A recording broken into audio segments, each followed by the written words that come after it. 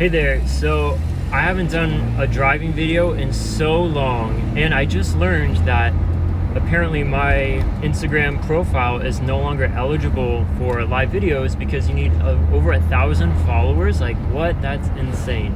So instead, I'm just recording myself. I already do this all the time on my personal Instagram stories, but I realized I haven't really given updates in quite a while for my business here, as well as I just haven't had the time to do podcasting, to do newsletters, anything but do what I'm just struggling to stay alive to do.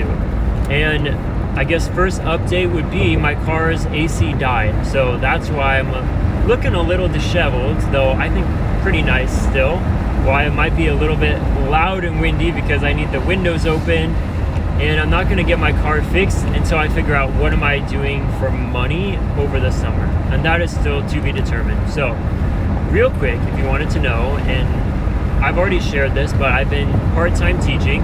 Part-time teaching meaning full-time teaching, because I truly still do not believe there's any such thing as a part-time teacher with how much you have to do, at least for what I'm doing, 2 academic classes, 3rd, 4th, 5th PE, and then 6 to 8 PE combined. So it's been a tricky and tough year. Overall, I have loved it. It's been a lot of fun, but I'm always coming back to that hard question of what is my future? What path do I take going forward? Definitely a lot of prayer and asking God to show me what to do, because while teaching is so much fun, so is being a barista. So is like so many of the other jobs I've done that I excel in, as well as all the creative talents I have. Like, all those would be great for a career if they made money, or enough money to move forward in life.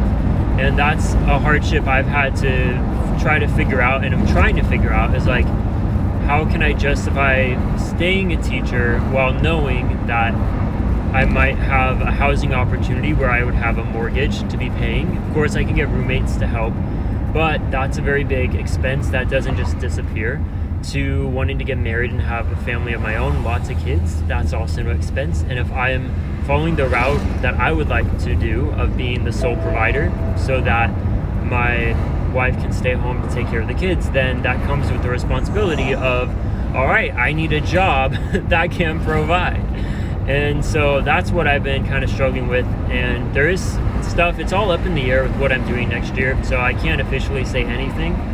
But I am working with the school on one idea, but then also still applying for jobs, because, you know, it very well easily could be that I'm supposed to do something else. But for the summer, I need to find something to do. So I do have some good ideas with that, and I've been working on that. This week is like our last week of school. So I'm diving into that head first to figure out, like, what can I do to make money? And I think it's easier to find like those part-time seasonal roles than the ones that are like, we're gonna pay you over $100,000. And I have a lot of thoughts on that. I was supposed to do a podcast episode on like what I had learned in this job applying world, because I learned so much that will be so helpful for so many of you, but I just have not had the time. But I did have a work trial in San Francisco a couple weeks ago to like maybe be in a new role, and it went so well, but they said no. So what I had been working on and what I want to share about the process I was using got me that far in the process to almost getting the role, but not completely. Like, they said no, even though it went really well and they did like me. So that's something I need to share. I also need to give you an update with the con car, what happened with that. I also was going to talk to you guys more about the feelings of despair and hopelessness and what I went through at the end of the year, and almost was falling back into this past weekend. We're trying to figure out what am I supposed to do with my future, but not quite. So just so much to share with you guys. And I still, though, can tell you that for my own entrepreneurial journey, God has still given me that drive to want to create, to do things in the business realm, share it with my classes, help other people start businesses of their own. So it's definitely not something that is dying within me, or my passions and giftings the Lord has given me. More so, though, it's how can I make money while also working on something creative. And if I stay teaching, there are a few projects I could do within that which fit well with being a teacher. So it's kind of one of those things, wherever you put me in life, my brain is working of like, what could I do within this as a business idea to, I mean, make money, but really to help others. And that's what I'm always drawn to. And is what's kind of sad is like, you're gonna have these great ideas that are really supposed to help others, such as Audix, a service I created last summer, but I don't know how to sell. So like, I can't get into those next steps to actually help people. Or, you know, my own business here with Fisher Philbrick, like, it's to help other people start businesses. And I have a great mind for the strategy, the operations, even though like I have not been successful in it. But I did come to the conclusion that this job here, like the role I have in Fisher Philbrick, is going to be one that over the years will be built out to where like maybe in 10 years I'll be like, wow, look at this. And you'll be like, oh, I wish I could do that. How did he get there? And I'll be like, it was a ton of sweat, blood, and tears and failures, and, you know, not that it at all came easily whatsoever.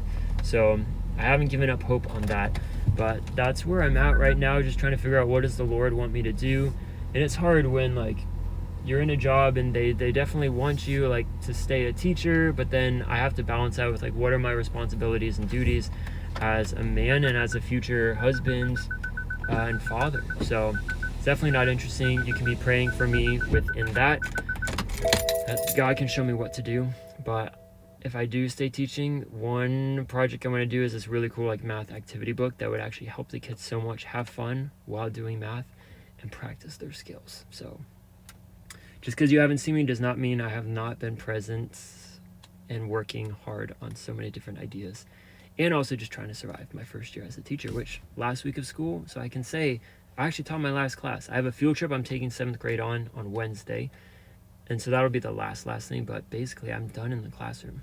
Insane, right? But anyways, hopefully I can do more of these videos.